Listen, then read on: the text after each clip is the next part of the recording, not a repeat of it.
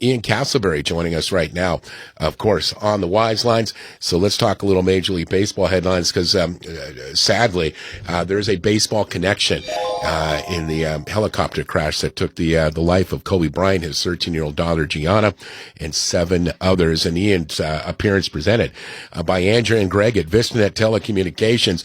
Ian, how you doing, bud? I'm doing great. How are you, Pat? Good. It's obviously a bit of a tough day. It's a different feel around the building on the show today as well because, obviously Kobe Bryant, we all know what happened yesterday. Quickly, just your thoughts on Kobe when you found out about this and you were kind of able to gather yourself. And I think a lot of people were just stunned.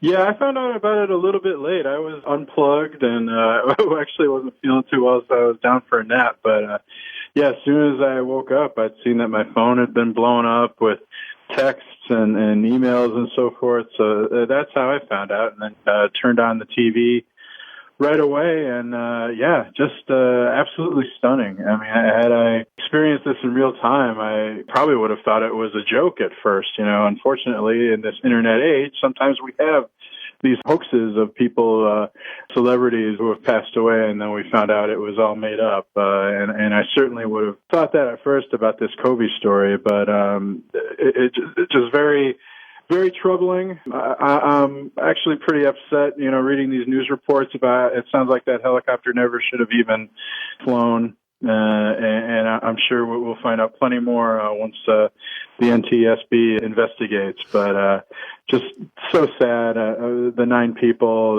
all young with bright futures ahead of them, and to be snuffed out so needlessly is just incredibly tragic.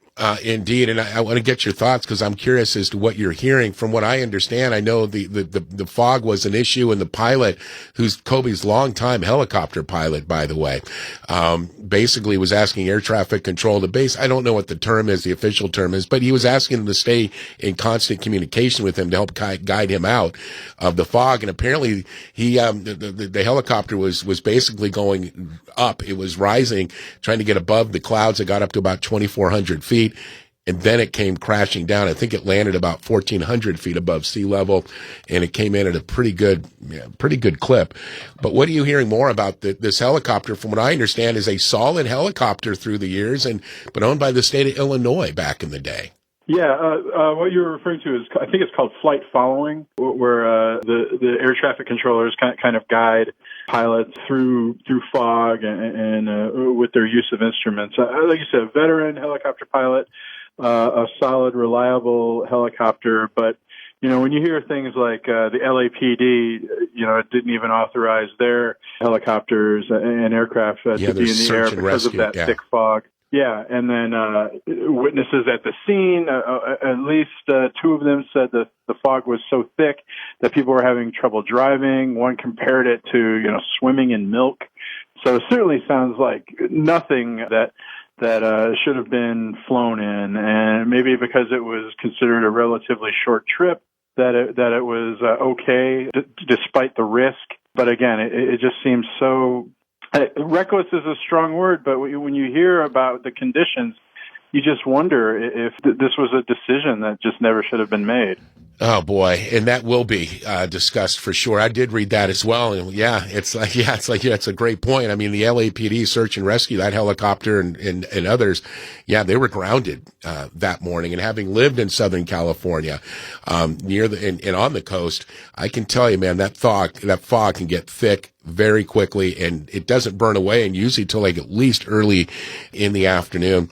But the NTSB is looking at it. We could be a while till we find out. It could be up to a year before we find out exactly what went down. And even more tragic in the scene is that 8 other people were killed, including Kobe's 13-year-old daughter Gianna, and Orange Coast College baseball coach John Antonella and his wife, along with their 13-year-old daughter. Now, Antonella, Ian, considered a legend in baseball coaching circles, especially in Southern California. Yeah, coached 28 seasons at Orange Coast College, coaching baseball, 5 state championships, over 700 wins, 705 to be exact, against 478 losses. So, yeah, a legendary figure in California baseball. He also coached in the Cape Cod League during the offseason and coached several prospects, most notably Jeff McNeil, who now plays for the New York Mets. Altobelli took a chance on McNeil, adding him to that Brewster Whitecaps Cape Cod team.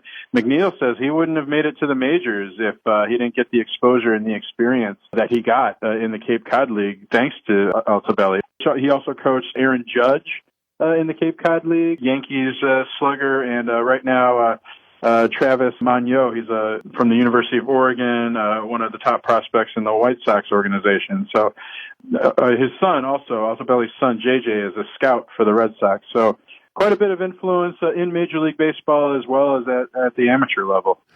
Wow. Again, highly, highly regarded. This is just a tragedy all around. Kobe Bryant dead at the age of 41. His daughter, Gianna, sadly passing as well at the age of 13, a budding basketball player as well.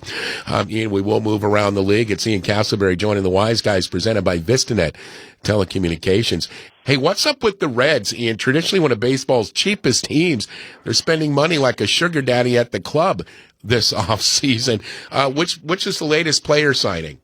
Yeah, the Reds are really making a push in free agency. I think they see an opportunity here, but one of the best free agent outfielders still on the market, Nicholas Castellanos, signed with the Reds for a 4-year, $64 million deal, $16 million a year. What's really interesting about this deal is that Castellanos can opt out after the first year. Yeah, that's so that gives him a pretty sweet setup. I mean, he can either have a monster year, opt out and go into free agency and maybe get a raise. He could still just opt out and accept a qualifying offer, which if it's around $18 million, that's a raise over the $16 million he would get in this contract.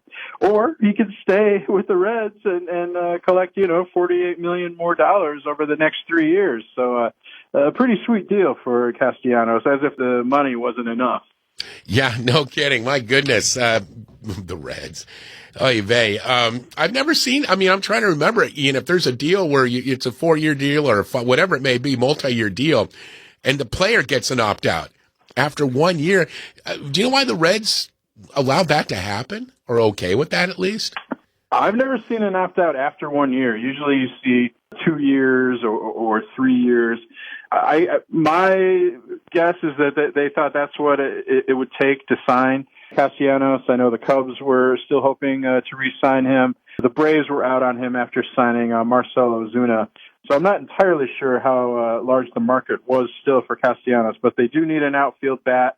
Castellanos was the best available. They already did the Yasiel Puig experiment last year, and that didn't quite work for the Reds. Yeah. So Castellanos was the guy to target. And hitting in Great American Ballpark, his power numbers especially improved when he started hitting in Wrigley Field as opposed to the vast Comerica Park in Detroit. So Castellanos, a career high 27 home runs last year to go with 58 doubles. I expect those numbers will improve batting in Cincinnati. You got to think so. It's a hitter's ballpark, and to play on that to end things here, Ian. Have Cincy's signings put the team in a position to challenge for the National League Central title, or are they still a little bit short? I don't know if they could challenge for the title in the NL Central. There's still 3 teams ahead of them, all of whom are still good. The Chicago Cubs, the Milwaukee Brewers, the St. Louis Cardinals.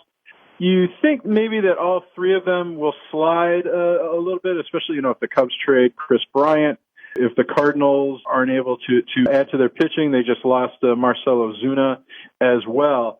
The Reds, they won 75 games last year. So they would have to improve by about 14 wins to qualify for a wild card, and 16 if they wanted to get to the 91 wins that the Cardinals won the NL Central with last year. That seems like an awfully steep hill to climb. But I think the Reds can get into the National League wild card race. Again, 89 wins is what it took last year to qualify for the postseason. Oh, man. Good stuff. As always, Ian Casselberry covers baseball for the Wise Guys and football as well. We got a couple of great topics to get to for Wednesday's baseball feature. We'll hold it for that. And then, of course, we'll get some Super Bowl goodies from Ian as well in his pick for Super Bowl 54. Hey, buddy, always appreciate a few minutes of your time. You know that. Have a great rest of the day, Ian, and can't wait to catch up Wednesday. My pleasure, Pat. Thanks so much for having me on.